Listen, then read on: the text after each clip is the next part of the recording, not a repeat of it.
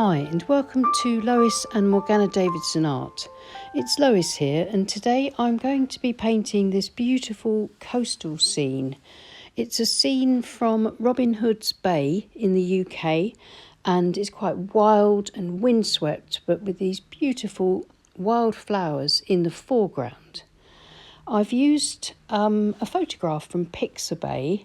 I'll leave the link in the reference below. I've used it as inspiration and I've changed it up a bit. I've simplified it, but I've included a few more red flowers that really pop nicely against the greens and greys. It's a wonderful photograph by the Pixabay photographer Dave Noonan, or Northern Punky, and thanks so much for that. It's a fabulous photograph. So I hope you can see I've kept the sort of atmosphere and the shape of the coastline and the composition much the same, and just changed things up to make it sort of interesting and a little bit easier to paint. My first step, of course, was to sketch the scene out. You can see here it's been sketched out lightly in pencil, and then I've gone over my flowers in the foreground and a few of my grasses with some masking fluid to preserve the white of the paper. That'll give me much nicer sort of brighter flowers at the end, and I can paint freely over those areas knowing that the white paper's been protected. There'll be a copy for you to download and refer to on Patreon if you're a member, and if you're not a member and if you'd like to sign up, the link will be in the description below.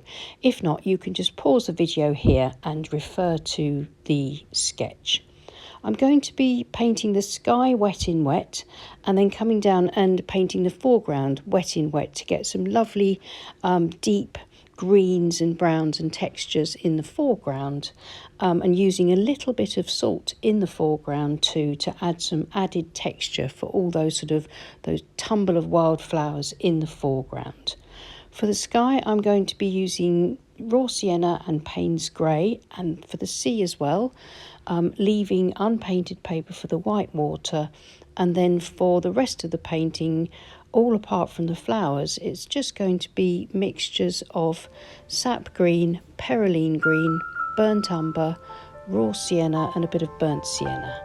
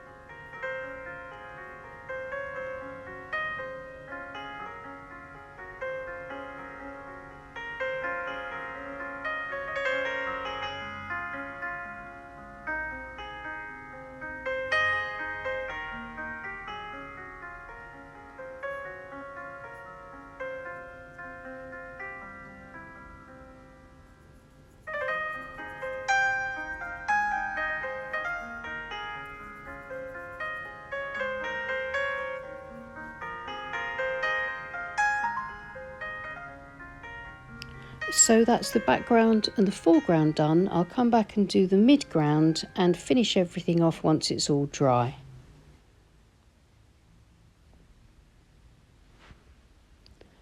So here is the dry wash so far. It's all lightened back a little and softened and diffused really nicely. I've got some very pretty effects from the salt. So now I'm going to try and create some depth and distance to the scene by painting in this lovely rocky headland, starting off with a sort of fairly pale mixture, sort of a browny greeny colour, which I will change up as I go along.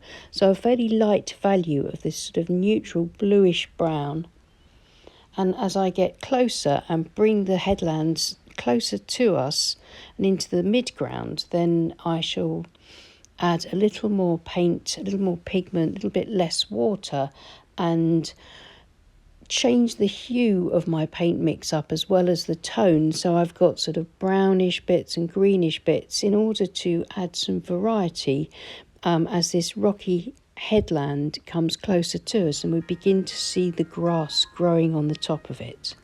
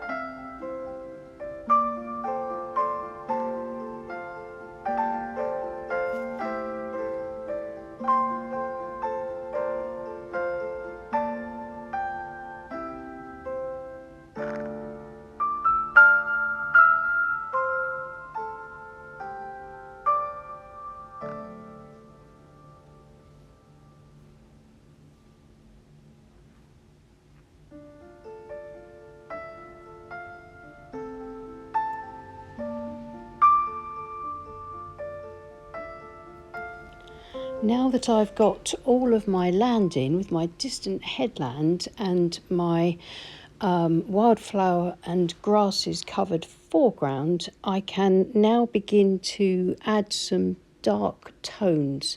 And using the tip of this Escoda Perla size 14 round brush, I can work wet onto the dry page and bring in these harder, deeper shadows, negatively painting around some of my flower shapes, my grasses and my weeds, in order to add to the complexity and the layers and the depth and the shadows here.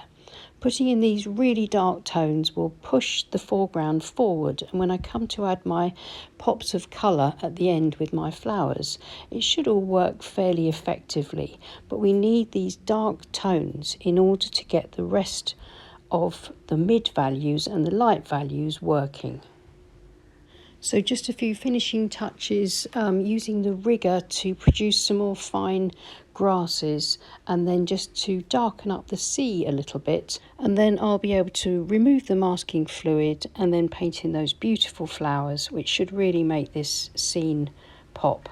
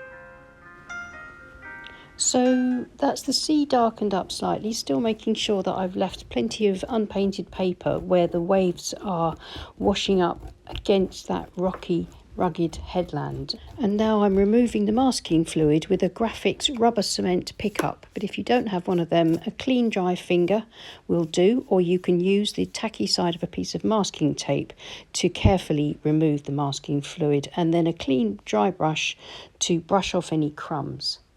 And now it's as simple as just going in and painting over some of the grasses with some raw sienna, maybe a bit of sap green, whatever colour you think would complement the way your foreground has turned out. And then just using a rigger brush for that. And then I can go in with a fan brush and pull up some sort of grassy stems and stalks and things. And that in itself will cover over some of the masking fluid areas, but leave others of them bright as highlights. And finally, I can get into the bit that I've been looking forward to ever since I began this painting, which is painting the flowers. I'm going to use cad yellow and vermilion, and leave some of the flowers white too, but just yellow and red, and I think that would be the perfect complement for this scene.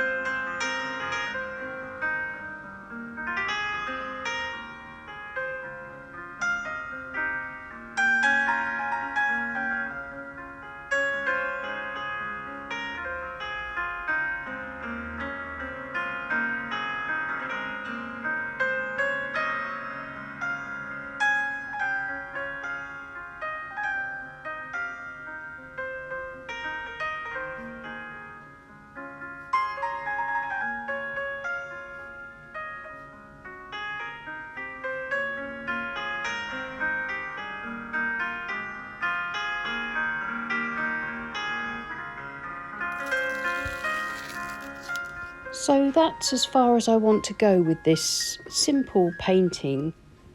I'm quite pleased with the tonal value contrast that I've got between the land areas and the lighter areas of the sea where the waves are breaking up against the headland. And I'm happy with the very dark shadows in the foreground, which sort of adds dimension to the foreground and helps the flowers to really stand out nicely. So I hope you'll give something like this a go. If you're going to use the masking fluid, please check your paper first, test a little bit with some masking fluid, leave it on overnight, and then make sure you can rub it off without it tearing the paper, because some cheaper papers will not take the masking fluid. So thank you so much. If you like this, then please give us a thumbs up and subscribe to our channel if you haven't already. And if you'd like to support the channel, then please follow the links below to our Patreon pages where you'll be able to support us there. Thank you so much for watching. I'll see you again soon. Take care and happy painting. Bye.